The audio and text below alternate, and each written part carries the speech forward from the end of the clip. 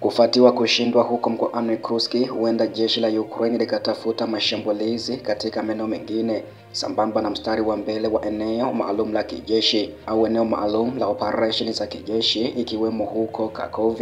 Mtaalamu wa kijeshi anayefahamika kama Andrei Marchenko ameweza kuripoti hivyo.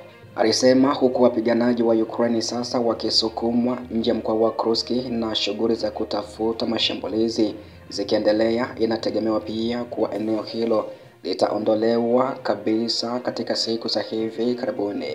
Kutokana na hilo, amri ya Ukraine huenda ikajaribu mashambulio ya hila katika mikoa mingine, hasa mji wa Kharkov, alisema hivyo mtaalamu huyo.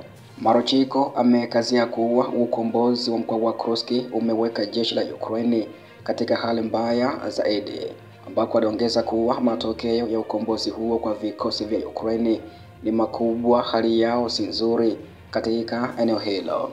Amedokeza kuwa vitendo vya hivi karibuni vya Ukraine katika jimbo la Kursk viliendeshwa na malengo ya kijeshi, vikiwekwa na mwelekeo wa kisiasa kama alivyoagiziwa mara kwa mara na kamanda mkuu wa Ukraine anayefahamika kama Alexander Syrskyi, ambapo Syrskyi mwenyewe alionyesha kuwa njia hizo zilikusudiwa kuimarisha ulinzi wao, huku wakati huo huo wakivuruga juhudi za Urusi za kukera katika mkoa wa Kharkov.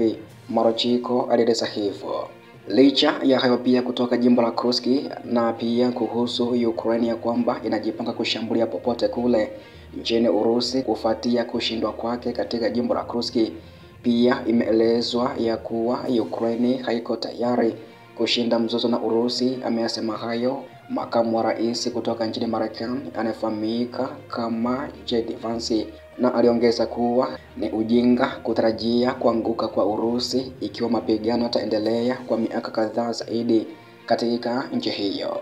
Vance alisema hiyo lisipokoma Ukraine hawatashinda vita. Nadhani kuna wazo hilo la ajabu miongoni mwa vyombo vya habari vya kawaida ya kwamba ikiwa jambo hilo litaendelea kwa miaka michache tu, Warusi wataanguka, wa Ukraine watachukua eneo lao nyuma na kila kitu kitarejea jinsi ilivyokuwa kabla vita. Huo sio ukweli tunaoishi, Vance alimesema hivyo.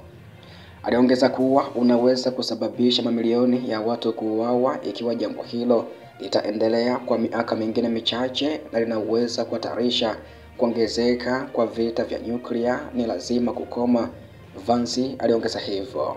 Pia alisema ya kwamba licha ya changamoto za kushughulika na pande zote mbili, wapatanishi wa Marekani walikuwa wanafanya maendeleo baina mwa nchi hizo.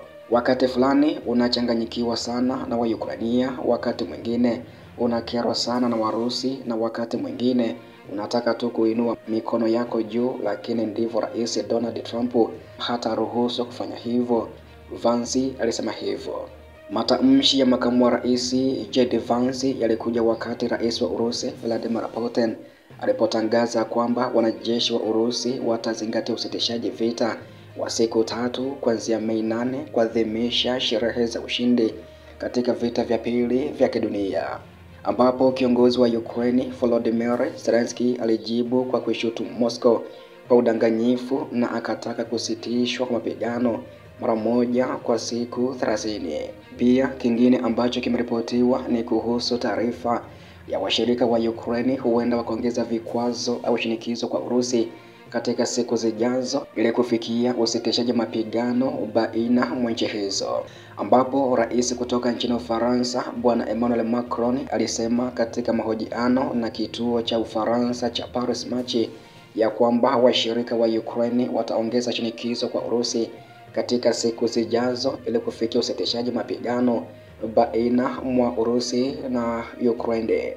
Macron alisema, namnukuu, katika siku 8 hadi 10 zijazo tutaongeza shinikizo kwa Urusi. Ninasalia kwa uangalifu wa kusitishwa kwa mapigano kwa sababu sehemu ya mlinganyo inategemea Moscow.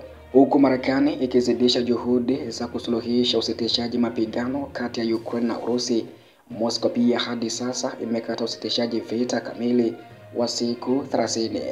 ambapo mnamo tarehe 26 mwezi huu rais wa Marekani Donald Trump alisema ya kwamba vikwazo vya benki au vya ziada vinapaswa kuwekewa kwa Urusi, huku kukiwa na jitihada zisizofanikiwa za kufikia makubaliano ya amani baina mwa nchi hizo.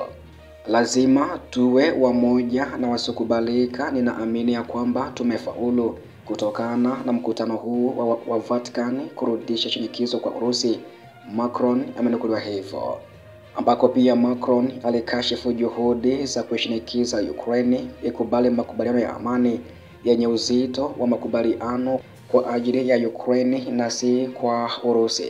Hilo lilikuwa lengo lililokusudiwa kwa sababu haikuwa sawa kwa shinikizo kutolewa kwa Ukraine pekee, Macron alisema hivyo. Inasemekana ya kwamba Marekani imepima uzito kutambua udhibiti wa Urusi huko Crimea, miongoni mwa makubaliano mengine makubwa kwa Ukraine, ikiwa ni pamoja na kuzuia kifo kufuata wanachama katika NATO, ambako tarehe 27 Trump alisema anaamini Zelensky yuko tayari kukabidhi udhibiti wa Crimea kwa Urusi.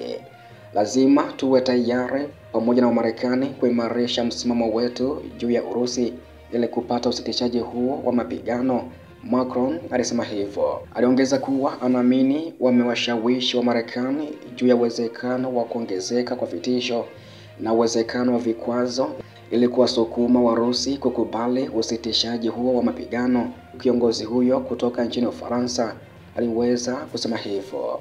Kwa upande wa rais wa Marekani Donald Trump, yeye amedai ya kuwa anaiokoa Ukraine, ingawa alikwepa swali kuhusu kusambaza silaha kwa nchi hiyo iliyoharibiwa na vita hivyo, ambako Trump alisema tarehe 24 alipoketi na mhariri mkuu wa Atlantic anayefahamika kama Jeffrey Goldberg, ambaye mnamo Machi alifichua ya kuwa maafisa wakuu wa ulinzi wa Marekani walifichua mipango ya vita katika mazungumzo ya ishara kwa mazungumzo kuhusu siku zake 100 za kwanza akiwa ofisini. Mojawapo ya malengo ya Trump kwa siku 100 zake za kwanza akiwa ofisini ilikuwa kukomesha vita vikali vya Urusi nchini Ukraine, ambapo katika siku za hivi karibuni, hata hivyo, utawala wa Trump umetishia kuondoka kabisa kwenye mazungumzo ya amani katika nchi hizo. Trump alisema anadhani anaokoa taifa hilo, anadhani taifa hilo litapondwa sana hivi karibuni, ni mashine kubwa ya kivita, anadhani anayefanyia huduma nzuri Ukraine, anaamini hivyo. Alipoambiwa ya kwamba Ukraine si lazima wawe na mtazamo huo, Trump alisema tena ya kwamba uvamizi huo kamili haungetokea kama angeshinda uchaguzi wa Marekani wa mwaka 2020, ambapo dai hilo Trump amekuwa akirudia mara kwa mara alipobanwa kuhusu sera yake ya Ukraine na Urusi, mara nyingi badala ya kujadili usaidizi wa sasa au ujao kwa Kiev. Trump pia alikariri vitisho vyake vya kuachana na mchakato wa amani ikiwa mazungumzo yajayo hayatatoa matokeo ambayo Washington inayatarajia. Mwisho wa ripoti ya muda huu, pia ripoti zingine na kuahidi ya kwamba utazidi kuzipata hapo baadaye. Cha msingi endelea kunitembelea kila siku na kila wakati ili kufahamu mengi zaidi ambayo yanajiri kimataifa. Pia umebonyeza neno subscribe kama bado hujafanya hivyo. Asante kwa sasa na pia karibu sana hapo baadaye kwa taarifa zingine zaidi.